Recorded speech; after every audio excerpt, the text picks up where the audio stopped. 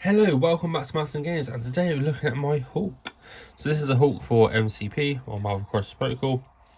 And yeah, this was, I believe, it was the first expansion pack that came out for MCP. I didn't get it back then. It took me over a year since the game came out for me to actually get any MCP stuff. But yeah, this is my Hulk, and it's actually one of the easiest paint jobs I did. So I think I sprayed it all grey, and then used contrast paints, so green and purple contrast paints on the body, legs for the green, and the purple on the shorts, trousers, pants, whatever you want to call them. And once that was dry, I then literally dry brushed a lighter green or purple on top of them to get this effect. And I think it actually looks really cool. I also did the green hair as well and painted the teeth and the eyes. I actually tried to do the eyes this time, and it doesn't look too bad if I don't say myself. So yeah, then obviously got the base as well, which is MCP base. Nothing to show about there. But yeah, I really like this Hulk model that I did. I could have got rid of the mold lines, I guess, but I didn't. So yeah, but no, it's a really simple paint job. I really like it. I think it's pretty cool, and he's a nice big beastie figure. So let's put him next to like Red Skull, for example. He's quite tall, it's quite big. It's on the biggest base you can get for MCP. So yeah, let's look at the stats. So this is Hulk's updated card. He did have obviously the original one when he first came out. And I think he's still getting the box if you buy it. But this, I believe, is better. There's a few upgrades here that I try and remember, but I'll go for that in a minute. So his defense is 4 physical, 3 energy, and 3 mind, which is okay, not too bad. He's got 20 health, which is a lot, or stamina. He's a 6 threat, so at the time he was one of the biggest threats in the game.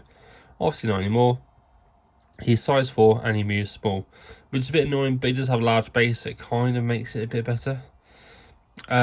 Also, this card does not flip. He only has one side, he only has 20 health. I'll get through to that down here with the rules. So he has a strike, which is range 2. It has 7 physical dice. And obviously you gain power for damage dealt. And if you get a swirl, you can push. So before damage is dealt, you may push the character small, which is pretty cool. Do a bit of extra damage to the person. And then he has one spender, which is 3 power, which is Thunderclap. No special rules for this. It's beam 3, so it hits anything under the range 3 ruler, even your own pupil. It's 5 energy dice. So it's okay. It's good for a beam. It is the only real range attack he has. But spending 3 on that, not too good. Hulk Smash. So this costs 4 energy, or 4 power, sorry. His 8 physical dice, only range 2 again. If you get a swirl, you get a stagger. So the enemy gets stagger condition, and if you also get a swirl, you can throw that character before damage dealt small again. So you get a lot of throwing. So push. Oh yeah, sorry, a push won't damage the person. So that's what a strike is. It pushes it and it moves them. A throw would damage that character and the character it hits, or remove the terrain if it hits a bit of terrain. So then for superpowers, you got 3 energy for 3 power for Gamma Leap. Basically you place the character in 2 with a current location. Nice little extra move you can do. Still 3 power. It's okay. And then the strongest one there is. So this costs 2 power. Choose interactive terrain feature or enemy character both size 4 or less within 2, and throw them medium. So you can do that once per turn as well. So for 2 power you can throw someone medium, which is pretty good to be honest. And size 4 or less is most characters in this game. So then we have Hulk Not Puny Banner. This costs 4 power. So while this character is defending against a physical energy attack, during the modified dice step of the attack, it may use superpower. This character may reroll any number of defense dice, including the skulls. So pretty good, very defensive. It's a lot of power though. I don't think I've ever used that with Hulk, mainly because you want damage on him. But it's good if you've got like, I don't know, 16 damage on Hulk, and you want to try and save him from not dying, then it's probably good to use. So his other superpowers is Inner Rage. So during the power phase, this character gets 2 extra power. So he starts with 3 power during the power phase. So he gets 3, starts with 3 power during the power phase. So he just gain power quite quickly. You won't like him when angry. This is the main thing the Hulk does.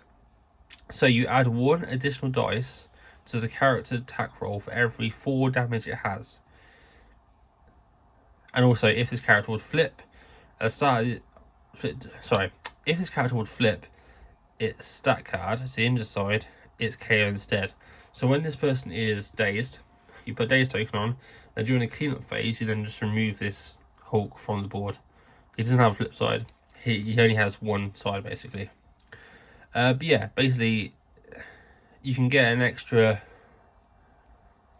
4 dice with your attacks if you have a lot of damage on Hulk.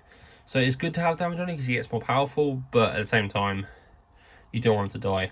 Also, he's immune to poison and stun, sorry.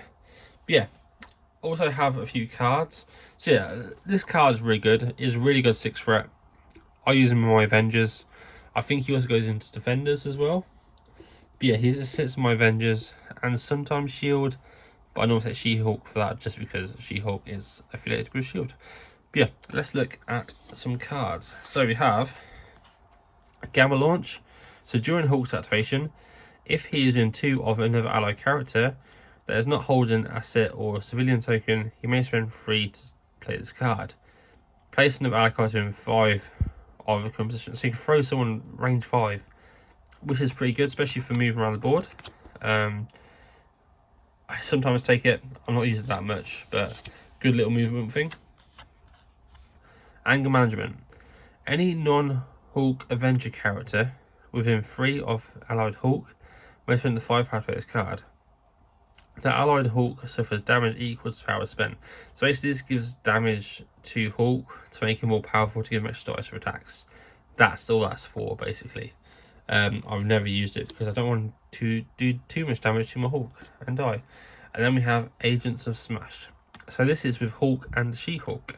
If they're within 2 of a same interactive terrain feature, size 5 or less, it may spend 3 each to play this card. So 6 power altogether. They can throw a terrain feature large. So they can throw a size 5 building large. Which is, I think, the only time I know of that you can throw a size 5 train feature, I think. But yeah, you need She-Hulk and Hulk, so that's a 12 threat already, just to play 1 card. If you're running both of them, and you plan to run both of them, take this card. But I've never run both of them on the same team. Actually I have, and I lost. I didn't take this card. But yeah, that is Hulk. I'll now show you a few spinny bits.